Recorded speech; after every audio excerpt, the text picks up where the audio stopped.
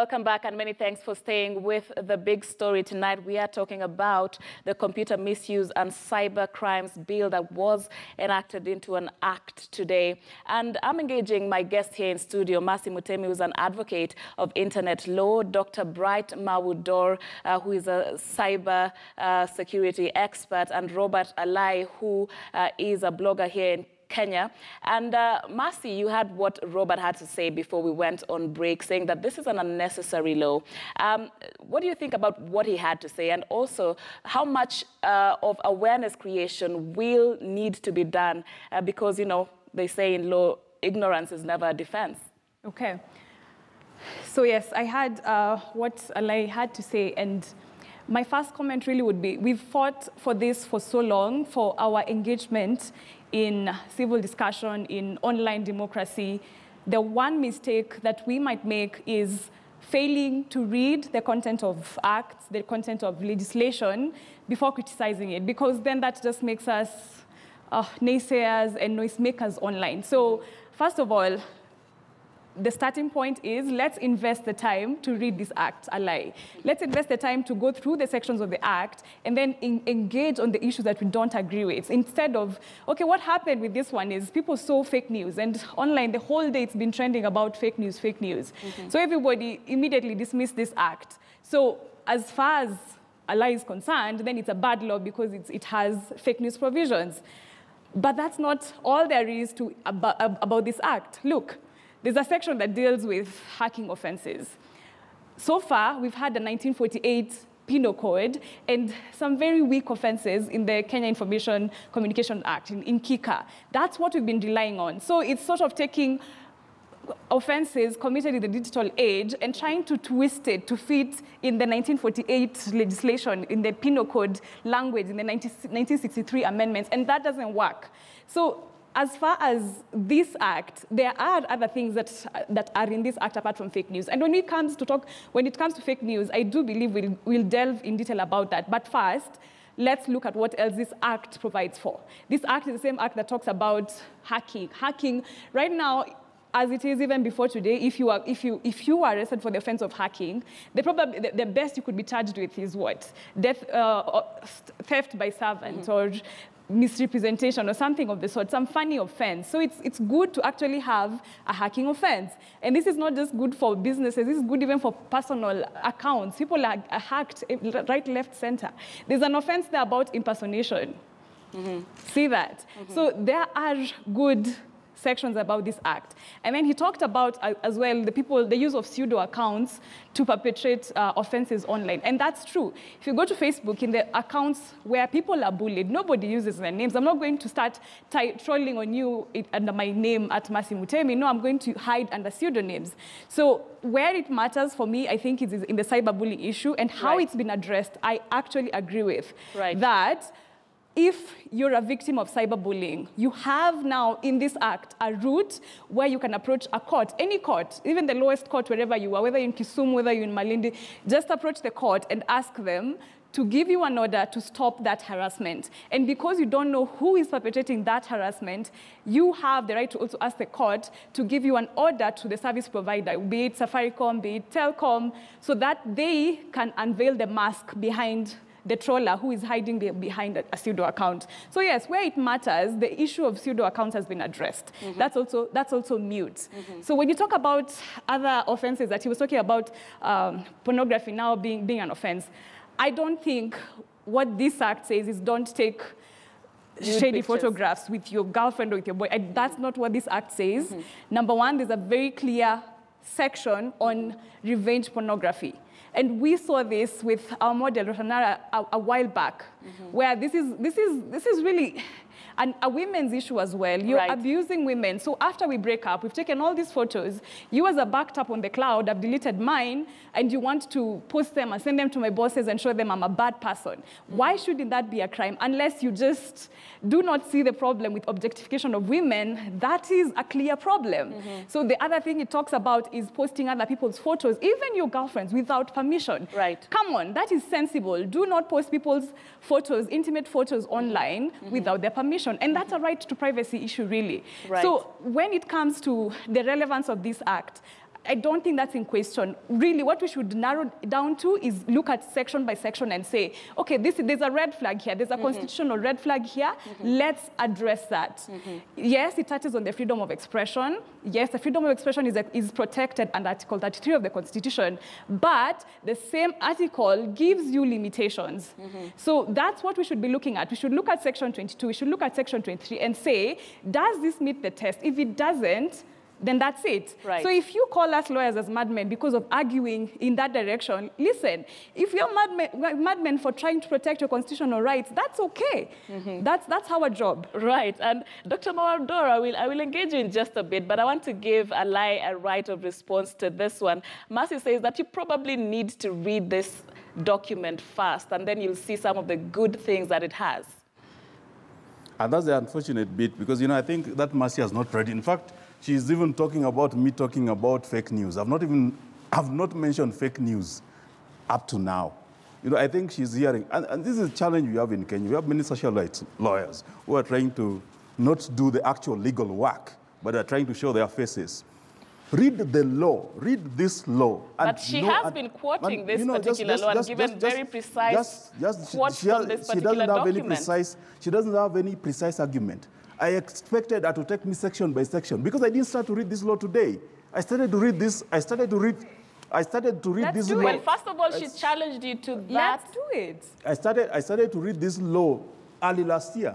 I did start, let's not bring, baseless argument over this thing. The issue is that if somebody talks about unauthorized hacking the computer, the government has been given their access to your computer, real-time access to your computer. Imagine hacking your computer as you use it, while the Constitution guarantees you freedom of privacy, the right of privacy. How do you, when do you withdraw your right, which is guaranteed by the Constitution, and start now being monitored real-time, online? When you talk about cyber squatting, I told you this, they are very obvious. Article 19 itself submitted more than 37 arguments. More than 37 arguments over this actual, Article 19 is not related to Robert Alai. Kenya National Human Rights Commission submitted their own argument.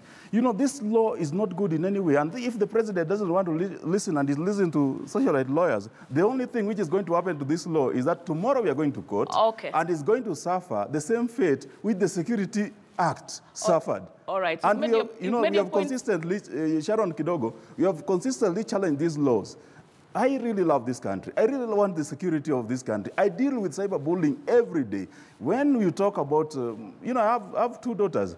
When you talk about cyberbullying, I even consult for parents who are their kids are being bullied in school.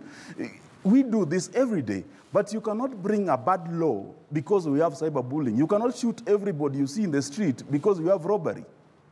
And, okay, we can discuss that a little bit more and find out. I mean, it talks to the quality and the process of investigation and prosecution, which is what I want to engage Dr. Mawador in, particularly on that invasion of privacy kind of concern that many people have about this. And Article 7 says that the court may order a service provider to provide any subscriber information in its possession for the purpose of identifying a person whose conduct is complained of under this section. How do you think particularly the service providers are going to react to this particular law? Well, before that even, I want to tell Robert, Alai, that the thing is we have to start somewhere. I mean, if we don't have this right now, I don't know where things are going to be. Having pictures being shared on social media, I mean, a boyfriend and girlfriend sharing pictures is okay. But when one person goes online to start sharing on Twitter and starts trying to bully somebody, something has to be done. Right. Someone has to take an action. Now, trying to find out details about places or somebody, I mean, the service provider providing this information is going to be a very hard one because they try to see privacy, which is a thing.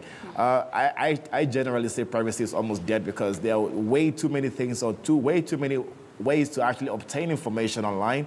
And service providers providing such information can be good and a bad thing because they will be able to give the information to prosecute somebody, which would be good, but sometimes they might be invading their privacy if the right procedures are not done to, like, why is the reason why they're actually trying to get that information?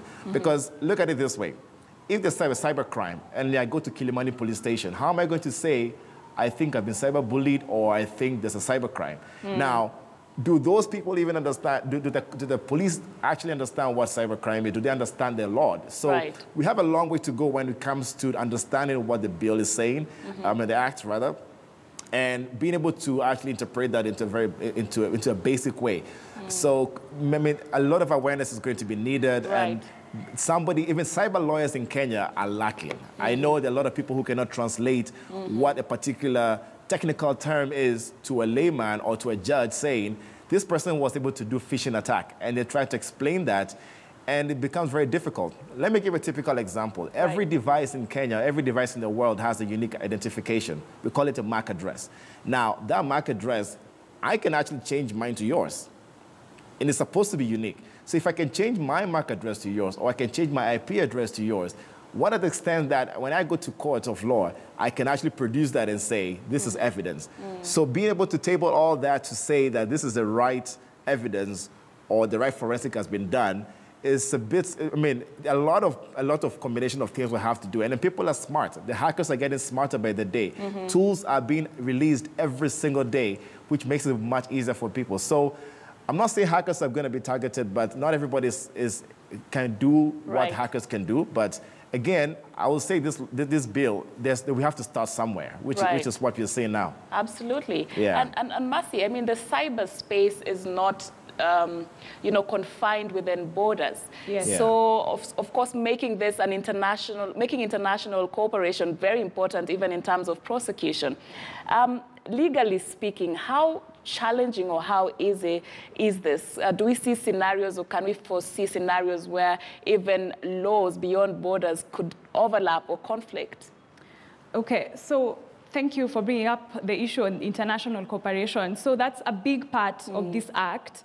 And first of all, my first red flag with that part, the part on international cooperation, is we needed a section in there that makes it very, very clear that even when we're assisting other nations in investigating cybercrime, or even when we receive legal mutual assistance requests, so every request should be processed according to Part 4 of the Act, which is the part that talks about the investigation procedures. So if you receive a request, say, from a neighboring country like Uganda to investigate a certain blogger here, then the procedure that would have been followed locally is the same procedure that's going to be followed, instead of just leaving it quiet, because then that leaves space for police officers to just cooperate quietly and then flaunt the constitutional safeguards in the process. So that's the first issue. But yes, it's a really good provision, or, in place. This is not really new, because we already had the Legal Mutual Assistance Act in place. It's just now to cater for this,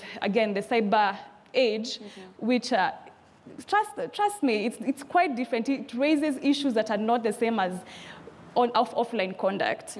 So as to whether we are going to see problems from other countries affecting us, let me give you an example. We've by now, I assume everybody has had GDPR, and everybody has received an email from, whether it's your email provider, all the apps that you have subscribed to. Right. So that's an example of other laws affecting, not really affecting you, because what they're doing is protecting their people in our country, but indirectly you're affected. So when it comes to international relations issues, it's not a yes or no answer. So that's sort of wait and see. But what this act specifically does, it doesn't go into all those details. What it does is just say, when there's a request from another country to help investigate cybercrime, we're going to do it. And at the same time, we can request other countries through the following procedure. And the procedure is very well laid out. We can request other countries to help us in the investigation of cybercrime if it involves either our people or it's going to affect us. Right. Yes. And Alai, I want to talk with you about fake news, which has really been given weight in this particular law. And even for us journalists working in the mainstream media, sometimes you have a big story, but that standard that you have to go through about verifying what you may seem to think is a big story would end up not being a story at all. Do you think this is a good thing for the blogging space, that there's now gatekeeping? You have to verify, and verify. Basic common sense. regulations have never really helped much on handling internet crime, you know, and it will backfire on Kenya. You know, Kenya is trying to be like Uganda or Tanzania, which is passing up. But, you know, those communities are different. I worked in Tanzania and Uganda for a very long time.